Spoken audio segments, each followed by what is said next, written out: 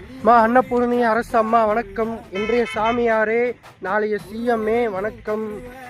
உங்களை தான் வந்து பெரிய சக்தி இயக்குதே, திங்கு திங்கு திங்கு திங்குன்னு. நீங்கள் தான் வந்து பிரபஞ்சத்தோட சக்தியை நேரடியாக உங்கள் கொண்டை மேலே வச்சுருக்கிறீங்க. உங்கள்கிட்ட ஒரு கேள்வி.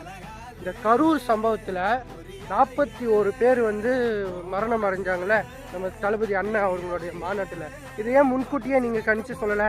உங்களை தான் சக்தி இயக்குது. இந்த ஒரு ஹிந்திக்கார பையனை ஒரு 4-5 பசங்க வந்து பட்டாக்கத்தி எடுத்துன்னு போய் ரீல்ஸ் எடுக்கிறன்ற பேரில் வெட்டி கேட்க வெட்டுற மாதிரி வெட்டி போட்டானுங்க.